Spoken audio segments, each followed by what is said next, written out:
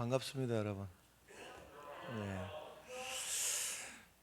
구약 성경에 요나라고 하는 사람이 나오는데 선지자입니다. 그러니까 하나님의 일을 하는 사람이죠. 하나님의 일을 한다는 사람이 하나님의 명을 어겼습니다. 그러니까 니느웨 성에 가서 복음을 전하라 그러는데 자기 마음에 들지 않는 거예요. 저 괘씸한 녀석들, 차라리 저렇게 죄 짓다가 다 멸망당해야 되는데 하나님의 자비하심을 알거든요. 가서 복음을 전했다가 또 저것들이, 저 원수와 같은 것들이 회개하고 돌아서는 날이면 하나님이 틀림없이 용서해 주실 것을 알거든요. 그러니까 멸망받아야 되는데 복음을 전하라 하니까 가기 싫은 거예요. 그래서 반대 방향으로 니느웨로 가라고 하는 것을 다시스라고 하는 쪽으로 거꾸로 반대로다가 배를 타고 도망을 가던 중에 풍랑이 막 일어나서 그 풍랑이 점점 배를 집어삼킬 것처럼, 그러니까 배 안에 있는 선장과 선원들이 기를 쓰고 안에 있는 화물도 다 버려보고 그래도 안 되겠는 거예요. 이대로 가다가는 다 죽게 생긴 거예요. 아마도 이쯤 되면 어떤 신이, 누가 신을 노엽게 한 사람이 있어서 우리 다 죽게 생겼으니 누구 때문인지 한번 찾아보자. 그래서 제비뽑기를 했더니만은 요나가 딱 걸린 겁니다. 그래서 그 요나를 바다에다가 집어 던지는 겁니다. 이 신을 노엽게 한 사람을 바다에 집어 던지고 우리는 살아야 되겠다 하는 것이죠. 해필이면 요나가 바다로 싹 들어가는 그때에 큰 물고기가 덥석 받아서 아마 꿀떡 삼켰겠죠. 그래서 뱃속으로 쑥 들어가 버린 겁니다. 그 자리가 어떤 자리인지 한번 생각해 보십시오. 일단 뭐 눈에 보이는 건 없고 깜깜했겠죠. 숨쉬기도 막 힘들었을 것 같아요. 숨 쉬는 것도 막 고통스러웠을 거고. 냄새는 어떤 냄새가 났을까요? 뭐 큰 물고기니까 이것저것 물고기 잡아먹고 그랬으니까 뭐 그 안에 뱃속에서는 막 비린내가 나고 막 그랬겠죠. 이것저것 잡아먹었으니까. 쉽게 말해서 저 음식물 모아둔 음식물통에 푹 빠진 거나 똑같은 상황이죠. 냄새가 나고 숨쉬기도 곤란하고 앞이 안 보이고 딱 요 상황. 살 가능성이 없고 앞이 안 보이고 삶의 환경은 아주 그냥 냄새도 나고 기가 막힌 상황. 딱 요 상황이 유다 백성들이 똑같이 하나님의 말씀을 거역하고 반대로 가다가 저 바벨론이라고 하는 데 하나님이 딱 던져버린 거예요. 똑같은 겁니다.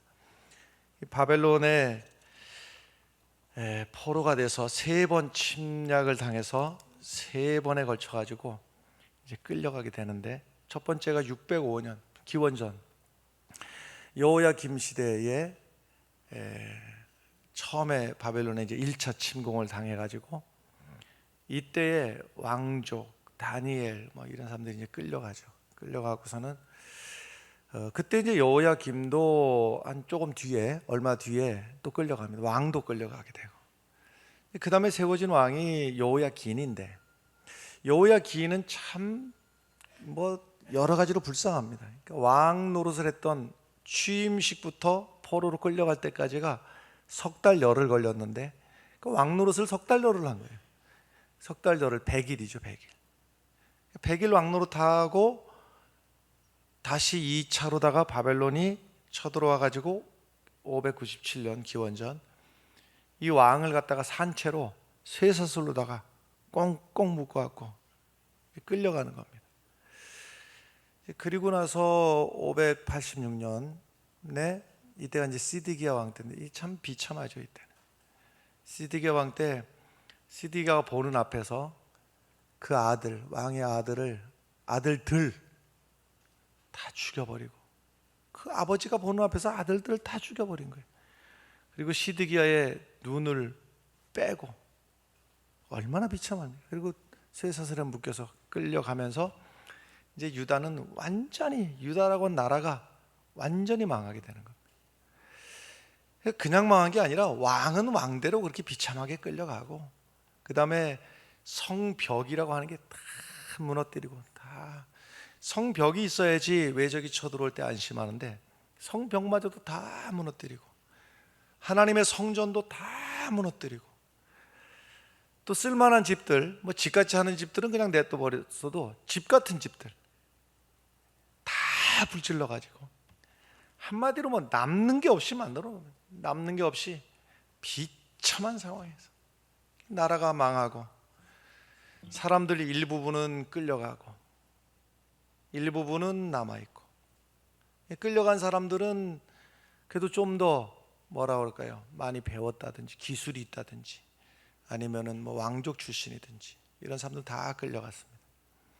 그러니까 포로 생활을 하던 중에 남의 나라에 끌려가고 산다고 하는 게, 그게 얼마나 참 비루한 일이겠습니까? 늘 마음속에서는 고향 생각, 남의 나라에 끌려왔으니까는 여러 가지 서러운 일도 있고. 이때의 상황을 이사야 59장에서 기록하는 거 보면요, 제가 세번역 성경으로다가 읽어드릴 테니까 들어보십시오. 우리는 앞을 못 보는 사람처럼 담을 더듬고 눈먼 사람처럼 더듬고 다닌다.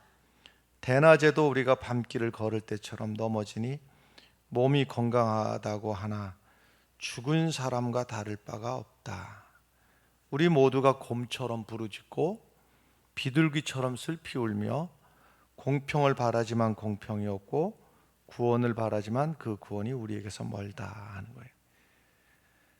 그러니까 요나가 그 큰 물고기 뱃속에 들어가서 캄캄하고 숨쉬기 힘들고 냄새나고 살 가망성이 없는 것처럼 바벨론의 포로로 끌려가 있는 사람들이 소망이 없고, 숨은 쉬지만 이건 죽은 거나 다름없고, 내일이라고 하는 것은 없고, 도무지 왜 사는지를 모르고 살아가고 있는, 그게 이제 1년, 2년, 10년, 20년 이렇게 지나가는 거예요.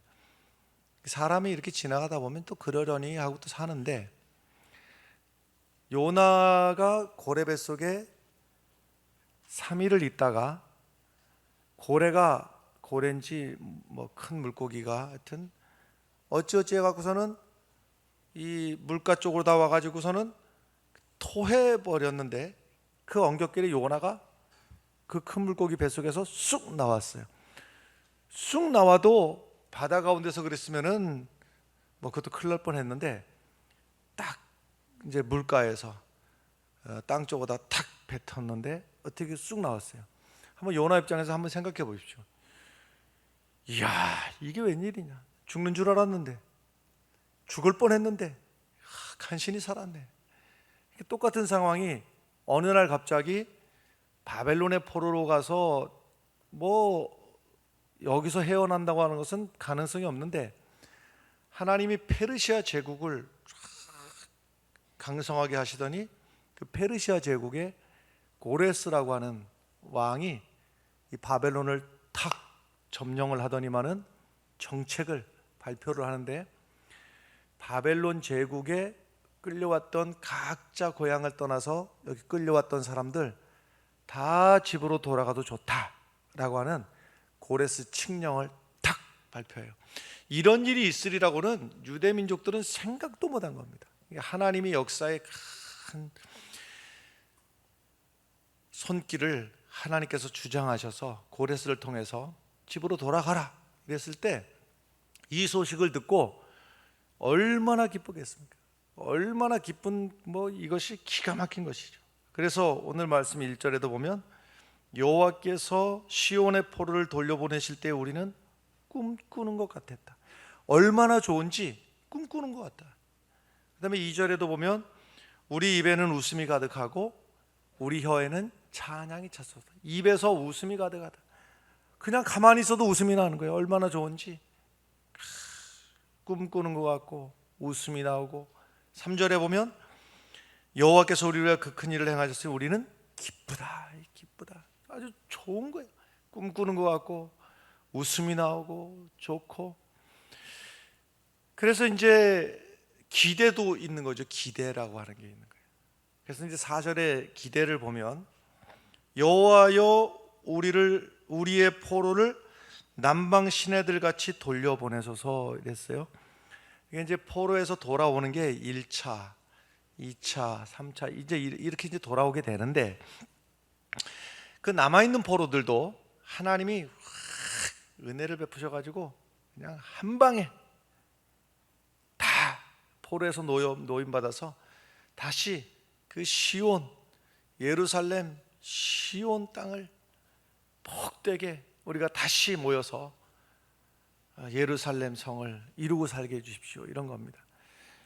근데 이제 남방 시내들 같이 이랬단 말이에요. 남쪽에 있는 시내란 얘기인데, 남쪽 지역 네게브 지역이 우리는 참 좋은 땅에 살고 있는 거예요. 사철 보면 비가 어디 편중돼 있긴 합니다만, 그래도 사철 비가 내리잖아요. 봄에도 비가 내리고 가을에도 내리고, 우린 그래요. 근데 비가 내릴 때가 있단 말이죠. 근데 비가 내릴 그 때에는 그 네게브 지역에 있는 그 아래쪽에 그 이제 와디스라고 부르는 그 시내들이 평상시에는 1년 내내 바싹 말라 있는데, 이제 비가 내릴 때가 되면 여기에 이제 물이 가득 차가지고 막 철철 넘친단 말이죠. 그러니까 이 장면을 생각하면서 하나님이 이 바싹 말라 있는 이 시내가 물이 콸콸콸콸 흐르는 것처럼 하나님 기왕에 우리를 포로에서 돌려보내시는데 한 방에 이 사람들도 다 함께 와서 시온 성을 이루고, 또 우리의 역사를 주께서 좀 복되게 하시면 좋겠습니다. 이 기대를 하고 예루살렘으로 돌아와 보니까 이 기대와는 달리 기가 막힌 겁니다. 또 기가 막힌 거예요. 포로 생활 그동안 고생스럽게 한 것도 기가 막히지만, 이 기대감을 가지고 예루살렘 성에 돌아와 보니까 70년 전에 무슨 일이 있었는가 하면 성벽이 무너지고 성전이 무너지고 집들도 다 불탔는데, 70년이 지나고 와서 보니까 그때보다도 더 안 좋아진 겁니다. 더 기가 막힌 상황이 된 거예요. 밭은 농사를 할 수가 있나? 뭐가 성한 게 한계가 있지 않는 겁니다. 그래 얼마나 기가 막히겠습니까? 바램 같아서는, 그러니까 이 포로에서 돌아오던 사람들의 바램 같아서는, 요즘 식으로 하자면 30평대 아파트쯤 하나 딱 준비해 놓으시고, 하나님이 대형차까지는 아니더라도 중형 소나타 하나는 딱 장만해 놓으시고, 그리고 직업도 대단한 억대 연봉은 아니더라도 그래도 먹고 살 만한 직업도 하나 딱 장만해 놓으시고, 그리고 나를 인도하셨으면은 참 좋았을 낀데, 아니 고향 땅에 와서 보니까 기가 막힌 거예요. 뭐 하나가 성한 게 없는 겁니다. 상황에서 이 와중에 농사도 해야 되고 먹고 살아야 되고, 기가 막힌 겁니다. 기가 막힌 거예요. 요 대목에서 하나님께서 주의 영으로 이 포로에서 돌아온 이들 기뻐서 기대를 안고 꿈꾸는 것 같은 마음으로 고향 땅에 돌아왔으나, 와서 보니까는 한숨 나오고 기가 막힌 이 상황에서 이들에게 주시는 주의 영으로 하시는 말씀이 뭐냐 하면, 그게 5절 6절의 말씀인 거예요. 지금 뭘 해야 되느냐? 불평하고 낙심하고 탄식하고 좌절하고가 아니고, 너희들이 해야 될 것은 눈물을 흘리며 씨를 뿌려야 된다. 이 현실이 눈물 나고 기가 막히고 억장이 무너지지만, 지금 해야 될 일은 눈물은 눈물대로 흘릴지라도 씨를 뿌려야 된다. 눈물을 흘리며 씨를 뿌리는 자는 기쁨으로 거두리로다. 울며 씨를 뿌리러 나가는 자는 반드시 기쁨으로 그 곡식단을 가지고 돌아오리로다. 여러분, 교회라고 하는 게, 교회의 머리는 누가 교회의 머리신가요? 그리스도께서 교회의 머리가 되시는 거예요. 예수 그리스도께서 교회의 머리가 되시고, 교회의 몸을 이루고 있는 것은 여러분이나 저나 우리 성도들이 교회의 몸을 이루고 있는 것입니다. 그러면 교회되게 하는 것은 물론 머리 대신 예수 그리스도로 말미암지만 그 애씀과 수고는 몸뚱아리가 하는 겁니다.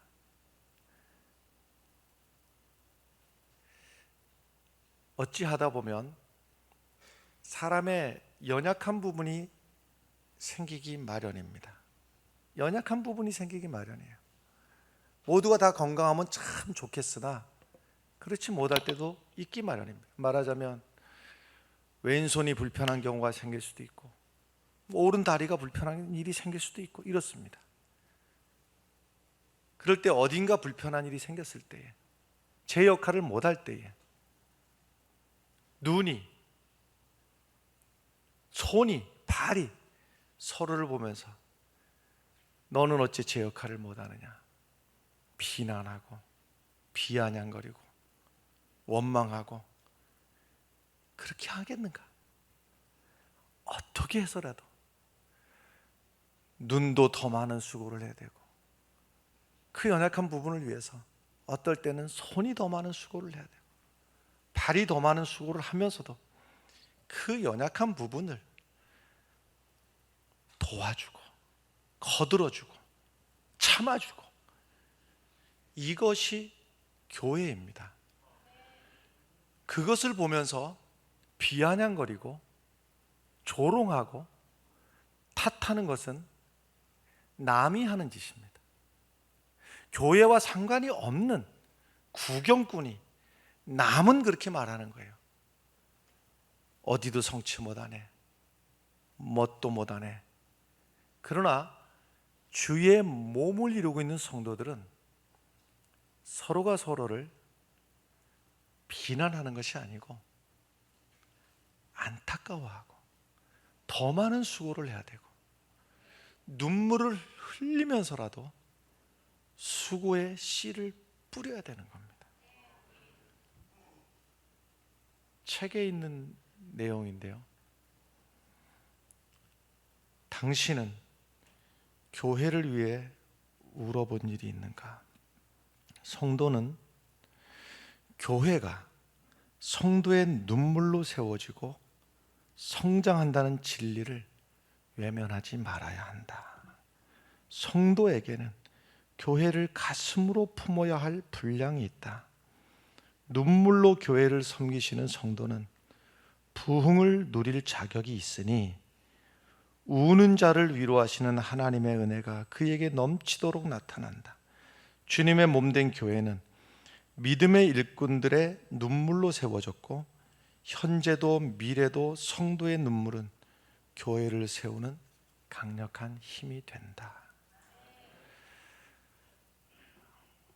교회가 교회답지 못하다는 이야기를 심심찮게 듣습니다. 교회가 세상의 빛과 소금이 되어야 되는데 세상의 근심이 된다는 이야기도 들었습니다. 교회가 세상의 능력을 행해야 되는데 세상의 조롱거리가 되었다는 이야기도 들었습니다.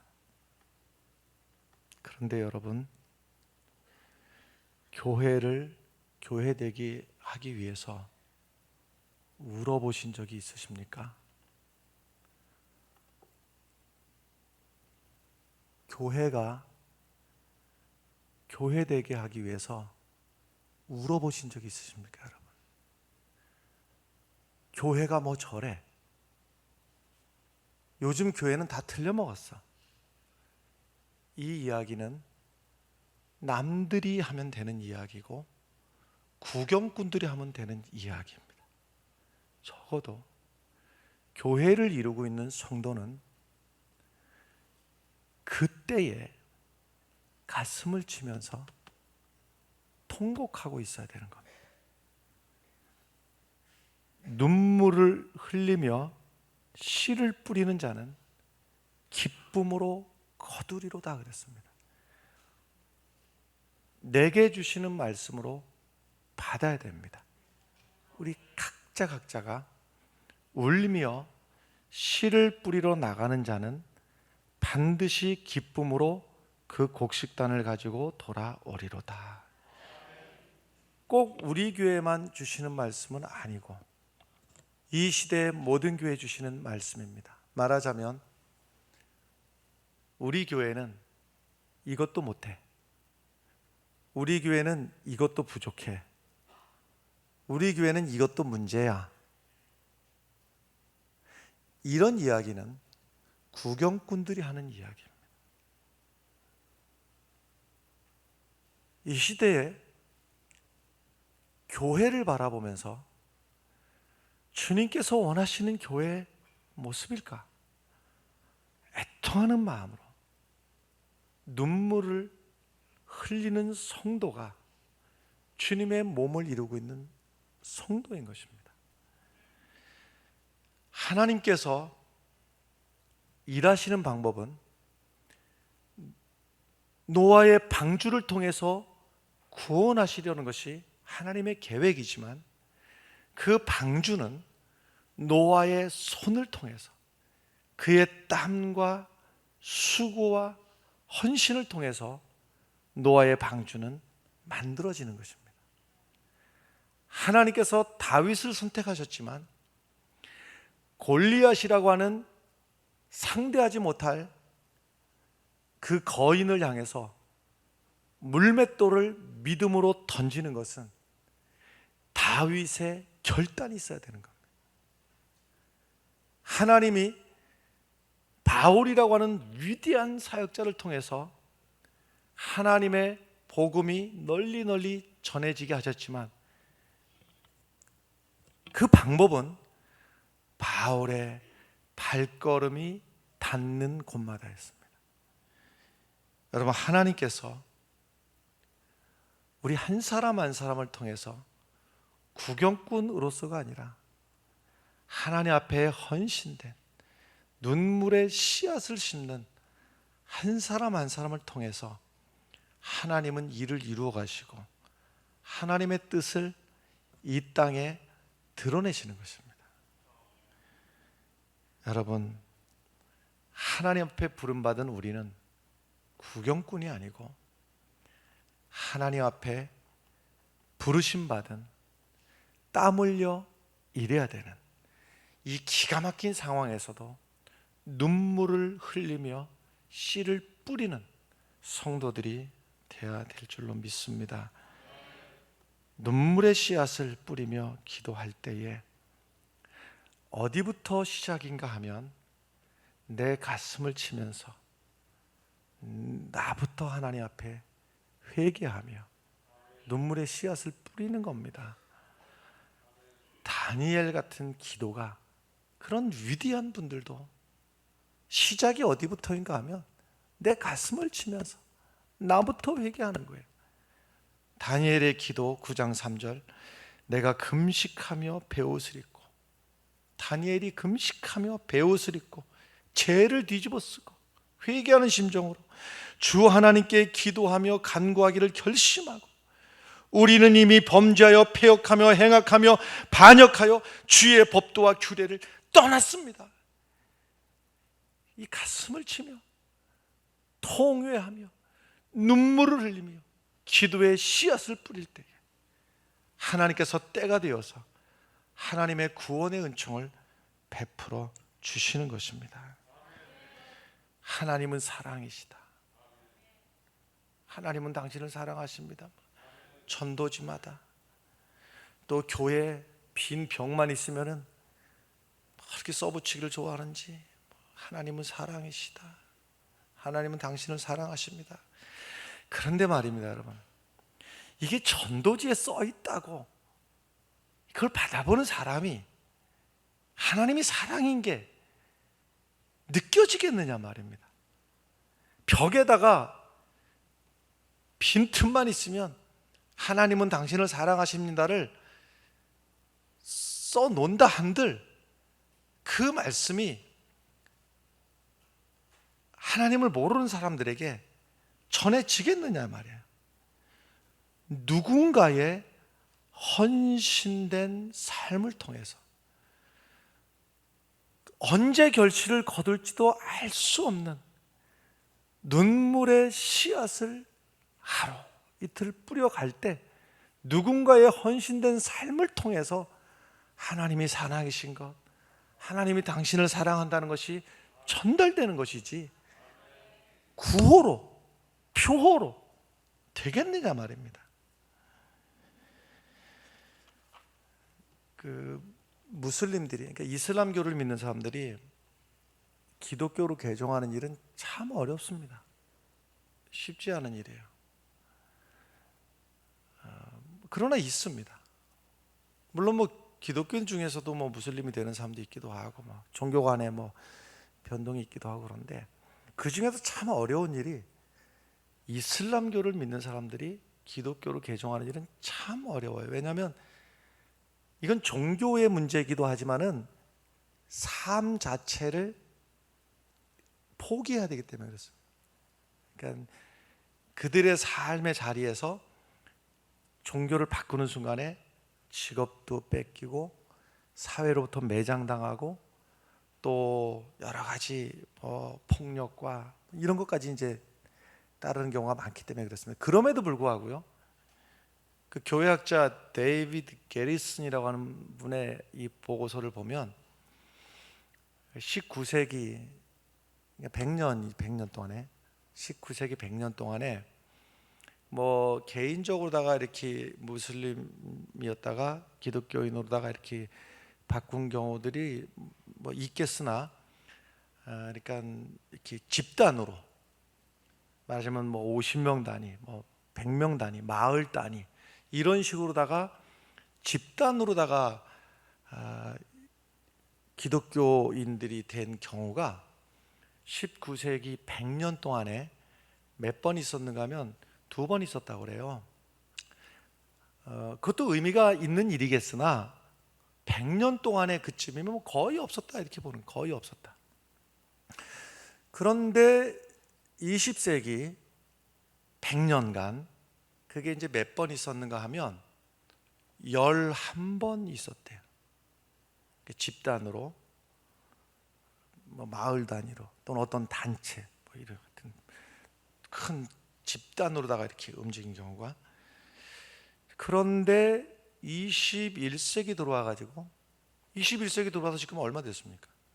한 20년쯤 지나가는 거죠. 그 20년쯤 지나가는 중에서 이슬람권에서 기독교로 된 그 집단 이주가 몇 명이 됐는가 하면 몇 번 됐는가 하면 69번 됐습니다. 무슨 소리인지 몰라서 안 놀라는 거예요? 아니면은 못 알아듣는 거예요? 20년 동안, 지난 200년 동안 100년간 2건 있었고 그 다음 100년간 11번이 있었는데 요 근래 20년 동안 69번이나 있었다니까요. 예. 근데 그 중에서 제일 큰 경우가 1000명이 넘는 경우가 한꺼번에 예수 믿은 경우가 있어요. 1000명이 넘는 경우가. 그런데 보세요. 이슬람권에 가서 선교하시는 분들 보면 이건 밑도 끝도 없는 짓을 하는 겁니다. 그러니까 가서 일평생 청춘을 바치고 언제 이 사람이 한 사람의 선교사가 일생을 바쳐가지고 한 사람 기독교인 만드는 게 이게 기약이 없는 일을 하고 있는 거예요. 그렇다고 해서 가자마자 드러내고 야 성경 여기 있으니까 이거 뭐 마태복음 몇 장 몇 절이 이렇게 했다가는 다음날 쫓겨날 그 기가 막힌 상황에서 삶의 자리부터 살아가면서 이렇게 시작하는 거거든요. 그런데 우선 삶의 정황에서 선교의 상황이 일평생 헌신해도 한 명을 과연 전도할지 못할지를 모르는 그 지경에서 선교를 하고 있는데, 더 속 터지는 것은 이 상황을 잘 모르는 후원자들, 교회 뒤에 교인들이 심심하면 물어보는 소리가, 선교사님 여기 가서 몇 년 선교하셨어요? 10년, 20년 선교했는데 10년, 20년 동안 몇 명 전도했어요? 한 명도 못 했는데 근데 그걸 왜 해요? 이런 답답한 소리를. 그러니까 앞에는 이거는 복음을 전하려니 전할 마땅한 방법이 없고, 뒤에서는 억창이 무너지는 소리를 하니 그들이 그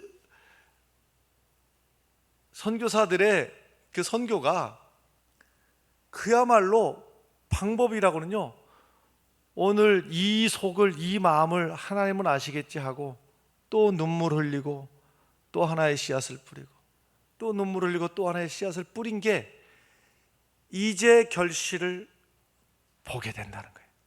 그 숱한 날들, 100년, 200년, 그 숱한 날들에 어떤 이는 일평생 가서 그 삶을 다 바치고 거기서 썩어 묻히기까지 했는데도 불구하고 내 눈앞에 전도의 열매가 한 명도 없을 수가 있었는데, 그것을 하나님께서 기억하시고 그런 눈물의 씨앗들이 다 쌓여서 어느 날 이제 그 열매를 거두도록, 기쁨의 단을 거두도록 하나님께서 하시더란 말씀이에요. 이제 그들에게 100% 공통점이 있는데요, 19세기에 2번, 그 다음에 11번, 21세기 20년 동안 69번. 이 모든 이들에게 공통점이 있어요. 공통점. 그게 뭐냐면, 그게 선교사가 될 수도 있고 선교사가 아닌 그리스도인이 될 수도 있는데,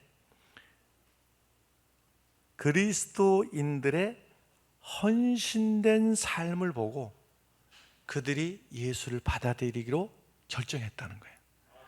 그러니까 그들의 눈에 보이는 것은 그리스도인들의 헌신된 삶이 눈에 보이는 겁니다. 할렐루야. 얼마 전에 TV를 한참 집중해서 본 내용이 있는데, 지나간 얘기들을, 옛날 얘기들을 이렇게 다시 하는데, 1992년도에 이장님이라고 하는, 지는 목사라고 하는데 목사라고 쳐줄 수는 없죠. 휴고가 1992년에 휴고가 온다 이래가지고 사기극입니다. 이건 사기. 그래갖고 거기에 말려드는 사람들이 재산 다 갖다 바치고, 또 그 교회라고 하는데, 자기들은 교회라고 하는데 거기에 집단 생활을 해가면서 거기서 이제 휴고의 날짜를 기다리면서, 그러니까 여러 사람들이 뭐 교회라고 하는 데가 이렇게 숙박할 만한 공간은 아니지 않습니까? 근데 거기서 숙박을 해가면서, 그러니 뭐 사람은 그렇게 많고 뭐 화장실도 부족하고 뭐 세면도 부족하고 뭐 다 부족해, 다 부족한 상황에서도 전 재산 다 바치고 그렇게 지냈는데, 결국 휴고는 안 일어났죠. 그때의 그 꼬임에, 그 사기에 빠져가지고서는 다 갖다 바친, 이제 지금은 이제 다 알지요. 그분들도 다 이제 그 지나로 가게 사기였구나라는 걸 아는데, 그때 어땠느냐고, 그때 이제 그 무리에 속아서 거기에 가서 지냈던 한 여자분에게, 아주머니에게 이제 물어봤을 때 제가 예상했던 거하고는 정반대로 대답하시다고. 저는 아이고 그 사기꾼들한테 속아서 그랬으니 생각만 해도 끔찍하지요, 뭐 이렇게 대답할 줄 알았어요 저는. 근데 뭐라고 대답을 하는가 하면, 너무 좋았다는 거예요. 너무 행복했다는 거예요. 그래서 뭐가 좋았냐고. 그러니까 그 안에 그분이 얘기를 해요. 뭐 잠자는 것도 뭐 불편하고, 화장실 갈래도 사람이 많으니까는 서로 뭐 이렇게 부대끼고, 또 뭐 세면도 부족하고 다 부족한데 너무 좋았던 것이요, 무슨 일을 해도 단 한 번도 어떤 누가 누구를 비난하거나 누구를 조롱하거나 원망하거나 내가 먼저 하겠다고 고집을 피우거나 이런 일은 절대 없었다는 겁니다. 왜? 내일 모레 휴거가 일어날 거니까 내가 양보하고 네가 먼저 해, 네가 먼저. 아니 나는 괜찮아, 나는 참을게. 무슨 말씀인가 하냐면 그 이단 집단 안에서도 왜 거기가 천국같이 느껴졌겠어요? 조건이 천국이 아니라 이 말이에요. 불편하고 비좁고 거기서 지내면서도 그분 입에서 천국 같은 느낌이 들었다는 것은 누군가의 양보가 있었고 누군가의 헌신이 있었고 누군가의 인내가 있었고 이 모든 것이 있었기 때문에 누군가의 눈물이 있었기 때문에 서로가 그러니까 그 열악한 환경 속에서 천국을 느끼는 것이죠. 저는 그 얘기 듣고 충격을 받았습니다. 이단들도 천국을 느끼고 산다는데 예수 그리스도를 머리로 모시고 있는 우리 교회가 천국을 느끼지 못한다면 뭐가 문제가 있지 않는가? 뭐가 문제가 있다. 뭐가? 여러분, 예수님을 머리로 모시고 있는 주님의 몸된 성도 여러분, 남은 교회를 비난할 수가 있고 남은 구경꾼은 교회를 손가락질할 수도 있어요. 우리는 오늘 해야 될 일이 눈물을 흘리며 씨앗을 뿌리는 일을 해야 되는 겁니다.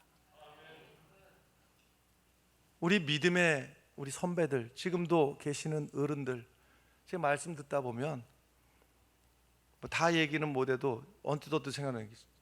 말하자면 이춘자 원사님, 이순정 원사님, 이런 분들 얘기 듣다 보면요, 와, 그 여신도들 그 젊음을 말하자면 교육관 짓고 우리 성전 짓고 이러는 과정 속에서요 한 푼이라도 더 버텨보겠다고 저 장에 나가가지고 그냥 늙은 게 아니에요. 이분들이요, 이분들 다 우리 어른들 말이죠. 어른들 지금 허리가 구부러져갖고 이러고 계시다고 우습게 보면 안 되는 게, 보통 우리가 따라도 못 갈 믿음의 행적들을 보이시고 늙으신 분들이에요. 그 시장에 나가서 덥든 춥든 그 고생해 가면서 한 푼이라도 벌어보겠다고 헌금하겠다고.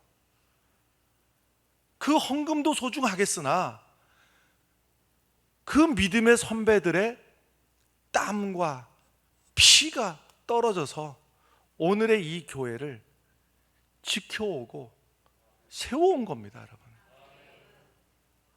우리도 우리의 후대 앞에 우리가 언제까지 구경꾼 노릇하면서 평가나 하고 우리 교회는 이래 저래 아니에요. 하나님의 교회를 세워가는 것은 눈물을 흘려가며 씨앗을 뿌리는 거예요. 그 씨앗이 하나님의 때가 되면, 눈물로 뿌렸던 그 씨앗이 하나님의 때가 되면 기쁨으로 단을 거두게 하시는 겁니다. 지금 사회로부터 비난받는 한국교회를 바라보면서 눈물 흘려가며 나 자신부터 회개하며 기도하며 눈물의 씨앗을 뿌리시길 바랍니다. 그럴 때에 내 아들, 내 딸, 내 손주들이 섬겨야 될 교회는 희망의 처소가 되고 세상의 빛과 소금의 역할을 하고 그런 교회를 물려줘야 되지 않겠습니까? 오늘 우리의 눈물의 씨앗이 우리 교회를 살리고 우리 다음 세대를 살리는 눈물의 씨앗들이 심어지기를 간절히 축원합니다. 기도하겠습니다.